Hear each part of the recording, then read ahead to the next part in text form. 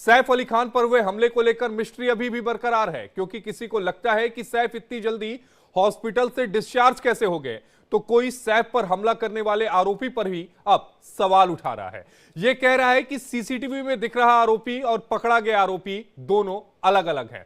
लेकिन इन सब के बीच सैफ की मेडिकल रिपोर्ट और पुलिस को दिए गए उनकी मेट के बयान भी सस्पेंस को बढ़ाने वाले हैं। ऐसे में सवाल उठाया जा रहा है कि सैफ पर हुए हमले को लेकर पूरा सच क्या दुनिया को दिखाया नहीं जा रहा। आज इसी पर चर्चा करेंगे, लेकिन उससे पहले आपको एक रिपोर्ट दिखाते हैं।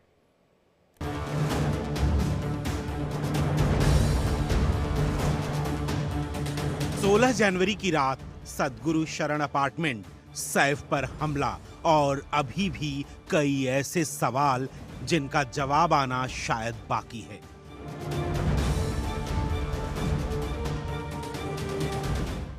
सैफ पर हमला हुए 9 दिन बीत चुके हैं। आरोपी भी पुलिस की गिरफ्त में है, लेकिन पुलिस की थ्योरी, सैफ, करीना और मेड के बयान मिडनाइट मिस्ट्री को अभी भी उलझाए हुए है। सैफ के केस में खुद उनका बयान और मेड का बयान अलग अलग सामने आया है। सैफ ने जहां हमले के वक्त खुद को 11वें फ्लोर पर बताया, वहीं उनकी मेड का बयान उनसे अलग था। सैफ की मेड के बयान के मुताबिक सैफ करीना 12वें फ्लोर पर थे, तो सैफ ने यह बताया था कि उन्होंने हमलावर को धक्का दिया था, जबकि मेड ने बताया कि हमलावर को एक कमरे में बंद कर दिया गया था। सैफ पर हमले और अस्पताल में भर्ती कराने वाले समय पर भी सवाल उठ रहे हैं। सैफ पर हमला 16 जनवरी की रात 2:30 बजे हुआ था, जबकि उन्हें अस्पताल में भर्ती होने का समय सुबह 4:11 पर मेडिकल रिपोर्ट में लिखा हुआ है। ऐसे में हमले के बाद करीब 2 घंटे सैफ कहां थे? तो सैफ को जिन्होंने एडमिट कराया उनके नाम को लेकर भी सवाल उठाए जा रहे हैं, क्योंकि अभी तक दावा किया गया था कि सैफ को घर के ही एक कर्मचारी ने अस्पताल में भर्ती करवाया था, जबकि मेडिकल रिपोर्ट में सैफ के करीबी दोस्त अफसर जैदी का नाम दर्ज है। वहीं अभी तक फरार जैदी का नाम कहीं नहीं आया। 5 दिन बाद सैफ सही होकर अपने घर तो लौट चुके हैं, लेकिन कई ऐसे सवाल हैं जो उनका पीछा नहीं छोड़ रहे। तो इस मामले में राजनीति भी जमकर हो रही है। हम कोई सैफ अली खान के परिवार के खिलाफ नहीं है, उनके प्रति हमारे मन में बहुत सहानुभूति है और वो सुरक्षित रहे, उनका पूरा परिवार सुरक्षित रहे, हम ईश्वर से ऐसी कामना करते हैं। लेकिन जिस तरीके से डॉक्टरों ने उस घटना के बाद पब्लिक डोमेन में सारी जानकारियां रखी और बताया कि सैफ अली खान के पीठ में 2.5 इंच चाकू घुस गया था, फिर ऑटो वाले ने बताया कि वो लहूलुहान अवस्था में स्ट्रेचर पर लाए गए थे, फिर डॉक्टर साहब ने बताया कि 6 घंटे तक इनका ऑपरेशन चला था। तो इतना सारा कुछ होने के बाद कोई व्यक्ति 4 दिन में इतनी फिट अवस्था में हॉस्पिटल से डिस्चार्ज हो जाएगा, क्या यह संभव है? ये सवाल हमारे मन में, और इसे मेरे मन में नहीं है, मुंबई के हर व्यक्ति के मन में यह सवाल हो सकता है। सवाल उस आरोपी पर भी उठ रहा है जिसे पुलिस ने गिरफ्तार किया है। आरोपी शरीफुल इस्लाम के पिता ने यह कहते हुए सनसनी फैला दी कि सीसीटीवी में दिखाई दिया शख्स उनका बेटा नहीं है। सीसीटीवी में दिख रहा आरोपी और गिरफ्तार किए गए आरोपी के चेहरे पर भी लोग अब सवाल उठा रहे हैं। दोनों तस्वीरों में अंतर बता रहे हैं। Bureau report, India daily.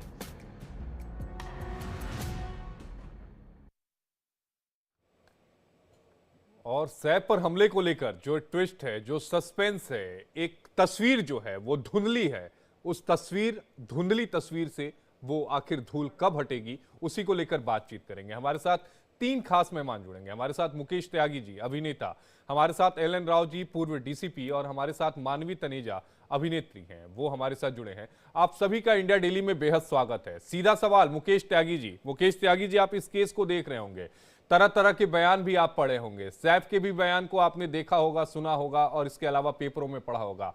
Met के भी बयान को आपने देखा होगा, सुना होगा, पेपरों में पढ़ा होगा। करीना के भी बयान को आपने देखा होगा, सुना होगा, पेपरों में पढ़ा होगा। जरा इन तीनों बयानों में जो विरोधाभास है उस पर मुकेश त्यागी क्या सोचते हैं, जरा बताइएगा। देखिए, ऐसा है कि मैं करीना जी को व्यक्तिगत रूप से जानता हूं, उनके साथ मैंने फिल्म भी की है, हीरोइन मधुर भंडारकर जी की।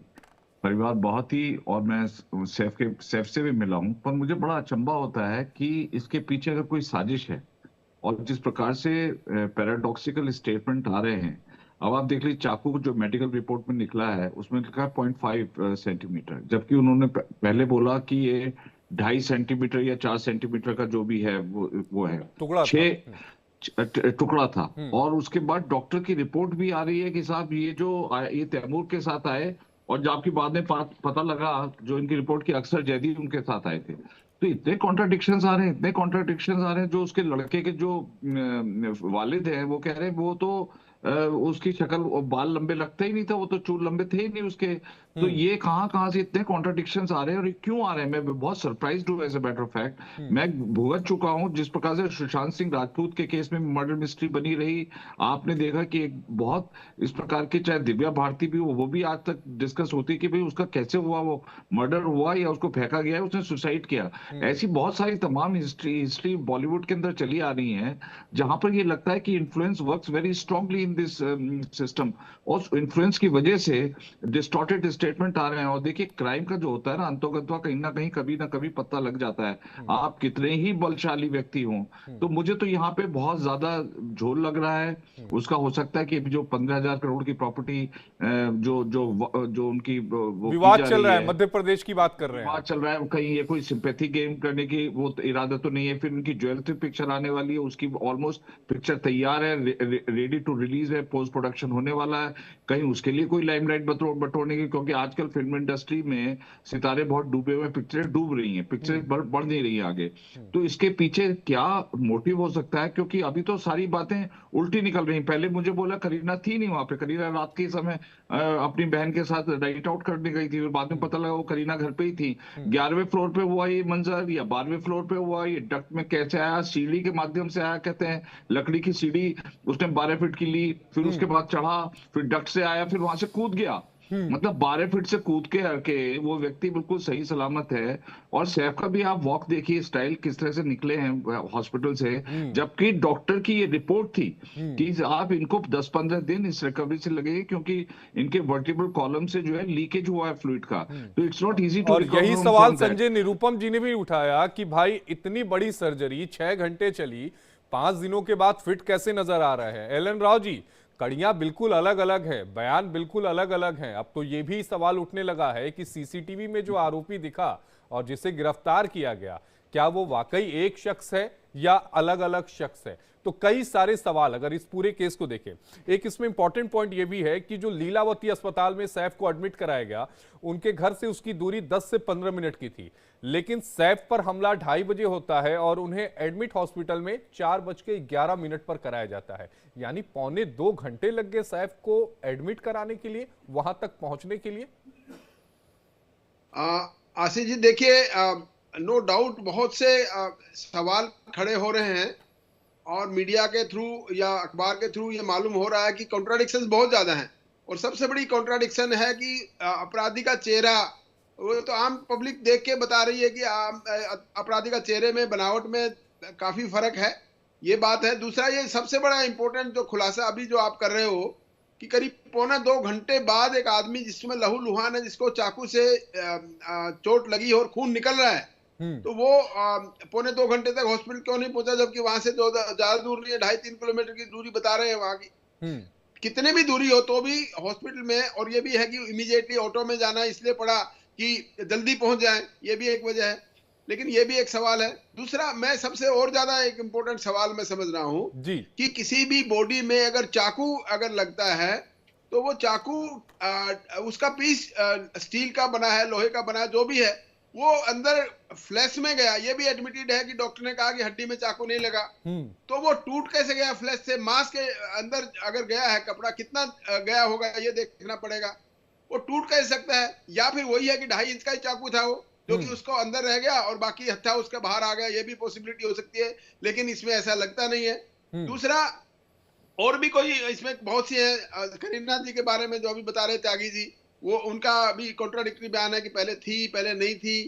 इनका स्टेटमेंट भी रिकॉर्ड हो गया है।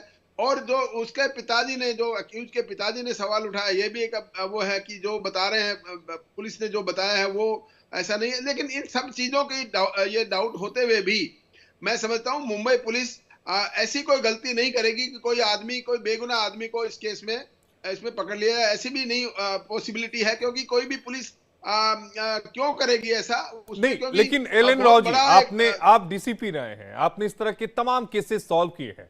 जब इस तरह के केसेस आते हैं और जब इस तरह के कॉन्ट्राडिक्टरी बयान होते हैं, अलग अलग लोगों के, एक ही परिवार में रहने वाले अलग अलग लोगों के अलग अलग बयान होते हैं, तो फिर केस की रूपरेखा आप किस तरह से तय करते थे?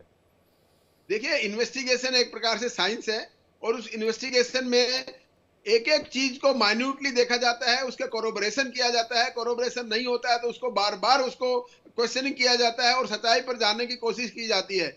और तफ्तीश का, इन्वेस्टिगेशन का मतलब ही है यही है कि हम सच्चाई तक पहुंचे, और मैं समझ रहा हूं कि मुंबई पुलिस सच्चाई पर पहुंच जाएगी, पहुंचने की कोशिश कर रही होगी और पहुंच जाएगी। दूसरी बात, एक और जो नई, जो मुझे थोड़ा डाउट लग रहा है, जैसा कि बहुत से लोगों ने, संजय निरुपम ने भी कहा है और भी कई सवाल उठा रहे हैं कि 4 दिन बाद हॉस्पिटल से डिस्चार्ज होने के बाद बहुत अच्छे से चल के जा रहे हैं। मैं अपना एग्जांपल देता हूं, मुझे 1994 में 3 गोली लगी थी बॉडी में, और मेरा भी ऑपरेशन हुआ था पूरा। और जब भी कोई ऑपरेशन होता है उसमें टांके लगते हैं, जो स्टिचेज होते हैं, वो स्टिचेज जब तक पूरे हील नहीं हो जाते तब तक आदमी वहां पे चलने के काबिल भी नहीं होता, क्योंकि ये चांसेस होता है कि उसके टांके, जो स्टिचेज है, वो कहीं खराब ना हो जाए, यानी वहां से मवाद ना आ जाए, या कोई स्टिचेज खराब होने के बाद फिर ज्यादा कॉम्प्लिकेशन हो सकती है। लेकिन जिस ढंग से सैफ अली खान चलकर जा रहे हैं, तो वो ऐसा लग नहीं रहा था कि उनके शरीर में कोई स्टिचेज लगे हों, टाके लगे हों। ऑब्वियसली अगर चाकू का घाव है तो टाके जरूर लगे होंगे, और टाके लगने के बाद कम से कम 3-4 दिन तो उसको, टाके को सूखने के बाद काटने में लगता है, डॉक्टर साहब लगाते हैं। तो ये भी एक प्रकार से एक थोड़ा सा विरोधाभास लग रहा है, और इसको सारा का सारा सोल्व करना है। और सोल्व करने के बाद में मैं समझता हूँ पुलिस इन्वेस्टिगेशन अभी कर रही है। दूसरा, पीसी की कोई दूसरा पुलिस की कोई प्रेस कॉन्फ्रेंस इन सभी चीजों को क्लैरिफिकेशन देने के लिए अभी हुई नहीं है। जब यह क्लैरिफिकेशन होगी तो मैं समझता हूं पुलिस इन सभी सवालों का जवाब नहीं, लेकिन दिलचस्प बात है, मैं मानवी से उस सवाल का जवाब ले लूंगा। अमूनन मानवी, जब इस तरह के हाई प्रोफाइल केसेस होते हैं और मीडिया में जब इस तरह की खबरें चलने लगती हैं, तो पुलिस की तरफ से खंडन जरूर आ जाता है कि नहीं, ये गलत चीजें जो हैं वो चल रही हैं, उनको रोका जाए। लेकिन इस केस में मुंबई पुलिस की तरफ से अभी तक कोई खंडन नहीं आया। पूछताछ में क्या कुछ निकला, यह भी किसी प्रेस कॉन्फ्रेंस के जरिए नहीं बताया गया।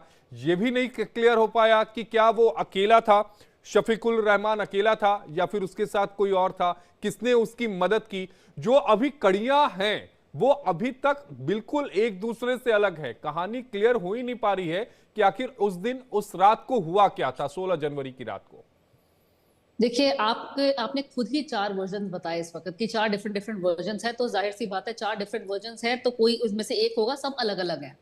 दूसरी बात मैं बोलना चाहती हूँ कि कॉन्ट्रडिक्शंस की बात कर रहे हैं आप। कॉन्ट्रडिक्शंस इसलिए हो रही हैं क्योंकि ये जो भी खबरें लोग अज्यूम कर रहे हैं, जो अपने माइंडसेट में बना के बैठे हैं, वो कहीं ना कहीं परसेप्शन बेस्ड है। वो सूत्रों के हवाले से जो भी खबर आती है, आप उसको दिमाग में बैठा करके बैठ जाती है। देखिए, मुंबई का जो लॉ एंड ऑर्डर है इस वक्त बिल्कुल फेल हो चुका है। ये केस को रिजॉल्व नहीं कर पा रहे हैं, किसी को भी उठा करके अंदर डाल देते हैं और 2 दिन के बाद बोलते हैं, जैसे सैफ के उसमें सबसे पहले कोई और चोर को पकड़ लिया था इन्होंने, और उसके बाद उन्होंने कहा था कि ये वो नहीं है, उसको छोड़ दिया था। अब एक ऐसे व्यक्ति को पकड़ा है जिसकी जो फोटो है उसकी सीसीटीवी से बिल्कुल, मतलब जो उसकी फोटो है उसकी सीसीटीवी से बिल्कुल भी मैच नहीं खाती है। मानो ऐसे लगता है कि रातों रात उसको बुटॉक्स कर दिया और प्लास्टिक सर्जरी कर दी, उसको एनहांस कर दिया और उसका चेहरा यहाँ से ब्रॉड कर दिया, अगर आप फोरेंसिक्स की माने तो। अब मैं ये बोलना चाहती हूँ कि ये बात कर रहे हैं कि करीना घर पे थी नहीं थी। पहले तो सिक्योरिटी लैब्स को सेटअप किया जाता है, वहां कोई गार्ड अवेलेबल नहीं था, करीना घर पे नहीं थी, क्योंकि करीना का सोशल मीडिया अगर आप हैंडल देखें तो वो बता रही थी कि मैं पार्टी कर रही हूँ, तो सोशल मीडिया हैंडल पे उसने कहीं ना कहीं अपडेट किया हुआ था कि वो घर पे नहीं थी। तो ये जो भी वारदात हुई तब सैफ ही घर पे थे और बच्चे घर पे थे। अब मैं सबसे बड़ी बात बोलना चाहती हूँ कि जब ये वारदात हुई है, जाहिर सी बात है जब चाकू टूटा है वो कहीं ना कहीं सैफ के साथ पहले फिडल किया है, उसके बाद सैफ को लगी है। वो चोरी के इरादे से नहीं आया, वो सैफ को मारने के ही इरादे से आया था। वो अटेम्प्ट टू मर्डर ही उसका जो भी बनता है, ये इस वक्त जो हमारा ये बनना चाहिए आउटलुक कि किस इरादे से आया, क्योंकि मोटिव की बात कर रहे थे। क्योंकि वहां पे ज्वेलरी पड़ी थी, उसने ज्वेलरी नहीं टच करी, वहां पे कैश पड़ा था, उसने कैश नहीं उठाया, तो कहीं ना कहीं वो मारने की मंशा से आया। और देखिए, गाड़ी अवेलेबल नहीं थी, गाड़ी सिर्फ एक अवेलेबल थी जो इलेक्ट्रॉनिक है। हम आम व्यक्ति है, लेकिन हमारे भी घर में एक 4 पहिया गाड़ी होती है, वहां वो अवेलेबल नहीं। तो सब कुछ सेटअप ऐसे किया था कि करीना घर पे ना हो, सिक्योरिटी गार्ड ना हो, गाड़ी ना हो, कितनी इमरजेंसी हुई होगी जो उसको सैफ को ऑटो में ले जाना पड़ा। वो मतलब एम्बुलेंस की भी वेट नहीं कर रहे। और एक छोटी सी बात, लॉजिक की बात कर रहे हैं, ये कह रहे हैं कि कैसे चल रहा है सैफ, अगर आप भी हॉस्पिटलाइज हो, माफ करती हूँ, ठीक है, आपको गोली लगी, कोई अपना उदाहरण देता है, कोई अपना उदाहरण देता है, लेकिन मैं ये बोलना चाहती हूँ कि ये कट अभी बाहर तो आया नहीं कि कितना कट है, कितना डीप कट है, और आप सीधा कंक्लूजन पे आ गए कि वो कैसे चल रहा है। हो सकता है छोटा सा भी अगर आपको कट पड़ जाता है हाथ पे या कहीं पे भी छोटा सा कट पड़ जाता है, माफ कीजिए, पूरा शर्ट या पूरे आपके कपड़े खूनो खून हो जाते हैं, तो क्या बात कर रहे हैं कि सैफ कैसे चल करके आ रहा है। हल्का सा कट मार के देख लीजिए आप, पूरे के पूरे आपके जो कपड़े पहने लेकिन मानवी, एक बात बताइए, क्या ये थ्योरी आपके गले से नीचे उतरती है कि कोई वहां मौजूद नहीं था, गाड़ियां नहीं थी, वहां पर हॉस्पिटल ले जाने वाला कोई नहीं था? अरे भाई, इतनी बड़ी सोसाइटी है, इतने बड़े लोग हैं, कोई आम आदमी तो नहीं है। अगर आम आदमी भी सड़क पर दिख जाता है तो मुझे लगता है कि आप, मैं या राव साहब, कोई भी हो, उसे हॉस्पिटल पहुंचा देगा। उसका लॉजिक भी बता देती हूँ, लेकिन भगवान ना करे किसी के घर में मिसहैप हो जाता है, आप उस वक्त अपने नेबर्स को या आम आदमी को नहीं ढूंढते हो, आपका उस वक्त ऑटो ढूंढते हैं, ऑटो ढूंढते हैं, ऑटो ढूंढते हैं क्या? सुनिए तो सही। हाँ। आप देखिए, सीरियसनेस होगा कि आपको लगता है अगर एम्बुलेंस बुलाओगे वो 15 मिनट लगाएगी, कैब में टाइम वेस्ट करेंगे 15 मिनट लगाएगी, इससे अच्छा अगर ऑटो नीचे खड़ा हुआ है, जाहिर सी बात है बैल्कनी अगर ऑटो नीचे है, अवेलेबल है, तो ऑटो में लेके जाओगे, क्योंकि आपका सबसे पहला लक्ष्य क्या होता है? कितने लोगों ने कहा कि पुलिस को फोन क्यों नहीं किया, मतलब ये सब चीजों में टाइम वेस्ट करे, सैफ खूनो खून हो रहे हैं, इससे पहले उठा करके उनको जैसे तैमूर लेके गए, जो हमें पता लग रहा है, जो सबसे पहले ऑटो वाले ने भी बोला तैमूर, जैसे मैं पहले भी कहती थी कि उनका नाम तैमूर इसलिए रखा है क्योंकि लोहे जैसा वो बेटा उनको उठा करके एक बुजुर्ग के साथ, जो समझ में आया था इनिशियल, वो ले करके गया। तो सोचो सीरियसनेस कितनी है कि वो एम्बुलेंस की वेट नहीं करते, वो कैब की वेट नहीं करते, लेकिन फिर भी 15 मिनट की दूरी 1.25 घंटे में तय होती है। देखिए, आप उसके लिए मैं कहती हूँ ना कॉन्ट्रडिक्शंस, तो पुलिस की एक बार रिपोर्ट आने दीजिए कि कितने मिनट की दूरी थी, कब सैफ को क्या लगा, तो पुलिस को। मुकेश जी, आप सुन रहे होंगे तानवी जी की बात, मानवी जी की बातें।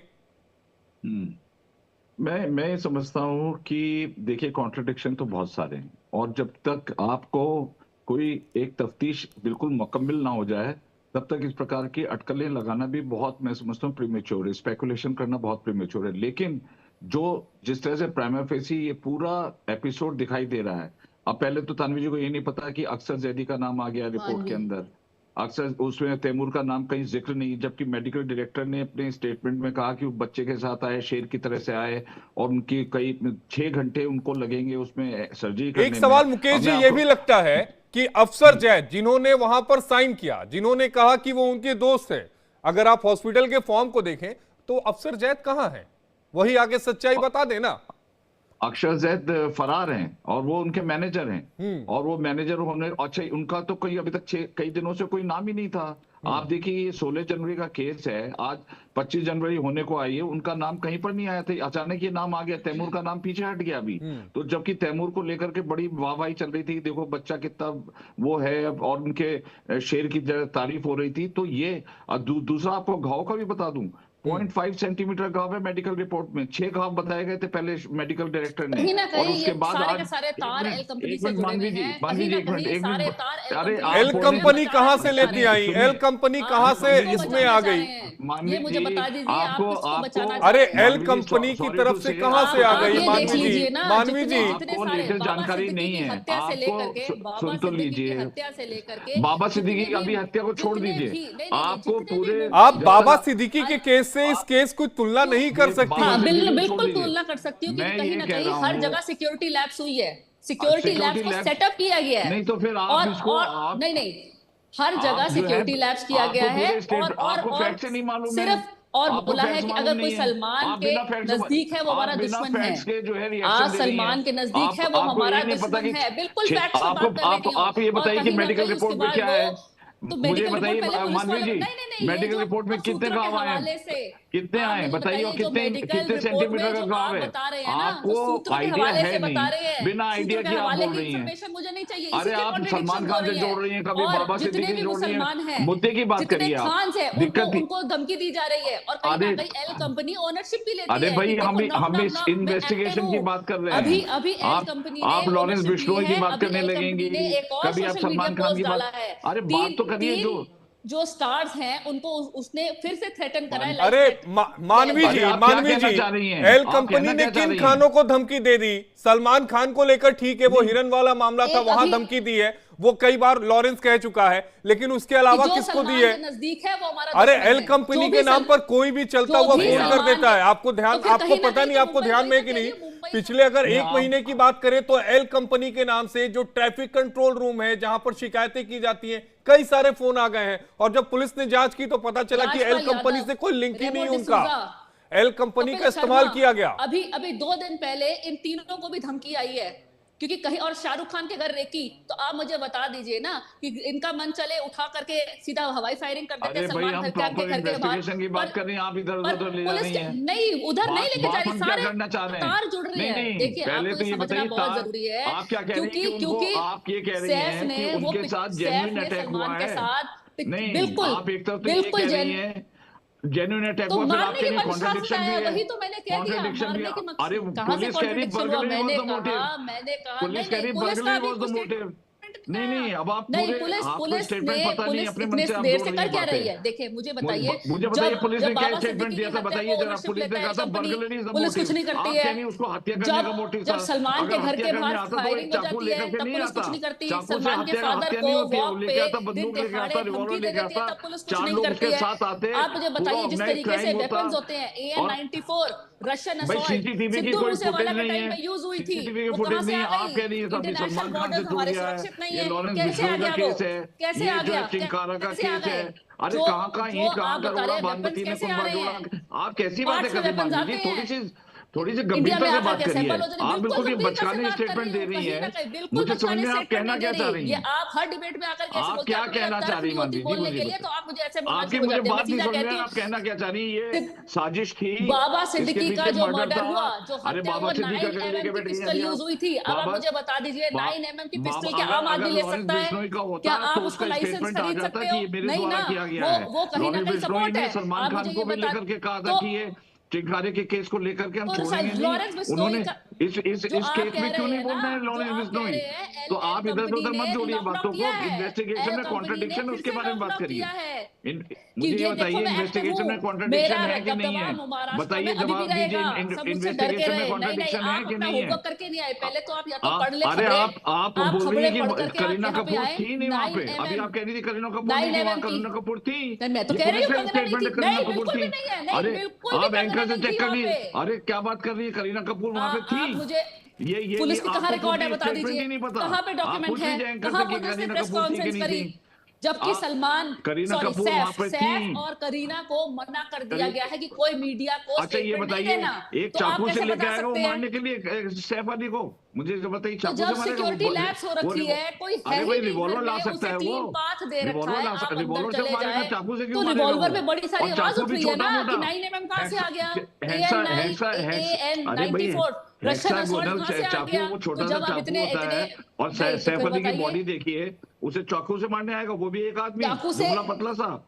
मतलब अरे तो जब पता है कि टीम बात उसका बना दिया, उसका हर चीज, उसका ब्लूप्रिंट उसके दिमाग में बैठा दिया, तो अब आप और क्या चाहते हैं? तो आप क्रिमिनल साइकोलॉजिस्ट। इसका जवाब मैं एलएन राव जी से ले लेता हूँ। एलएन राव जी, मानवी कह रही हैं कि इस पूरे मामले में लॉरेंस का एंगल। करीना जी थी कि नहीं थी वहां पे उस दिन? नहीं, क्या आशीष जी, देखिए, लॉरेंस बिश्नोई का कोई ऐसा ट्रैक रिकॉर्ड नहीं है कि वो कोई हमला करेगा तो चाकू वाले को भेजेगा। वो जितने भी कोई अटैक किए हैं, गोली मार के सीधा गोली करेगा और फिर ऑन करेगा। यस, उसका लॉरेंस बिश्नोई का बड़ा सिंपल फंडा है कि मैंने किया है तो मैं ऑन भी करूं, उसको मालूम है। लेकिन मानवी जी, वो भी फायरिंग थी, चाकू नहीं लहराया गया था। फादर को मॉर्निंग वॉक पे धमकी दी थी। कोई लॉरेंस बिश्नोई एल का कोई इसमें कोई मतलब ही नहीं है। पुलिस ने बड़ा क्लियरली कहा है, ये कोई चोर आदमी यानी बर्गलर आदमी था जिसने अटैक किया है। और उसके अलावा और 2-3 इसमें कॉन्ट्राडिक्शंस हैं कि कैसे कोई आदमी, अगर ऐसा कोई घटना होती है 12वीं मंजिल 11वीं मंजिल पर हुई, तो पड़ोसियों को क्यों नहीं पता लगा? कोई किसी पड़ोसी को शोर मचता है 2:30 बजे रात में, जरा सी बात होती है तो आवाज आती है, दूसरे लोगों को पता लगता है, और ये तो बहुत बड़े भयंकर घटना हो गई थी। उसके अलावा उसको एंट्री और एग्जिट का क्या रहेगा कि कैसे गया और कैसे निकला, वहां से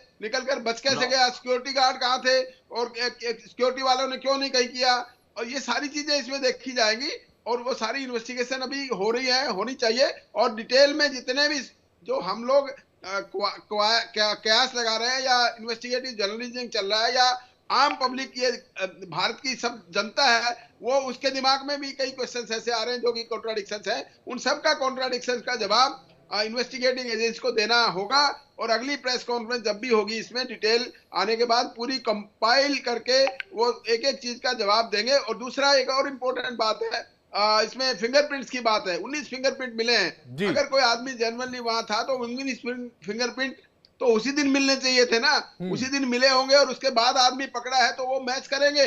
अगर मैच किए तो इसका मतलब वही आदमी है या नहीं है, वो आगे की बात देखी जाएगी, मैच करने के बाद में पता लगेगा। जी, लेकिन अभी मुंबई कई सारे सवाल हैं एल.एन. राव जी जिनके जवाब मिलने बाकी हैं। मुकेश त्यागी जी आपका, एल.एन. राव जी आपका, और मानवी तनेजा जी आपका।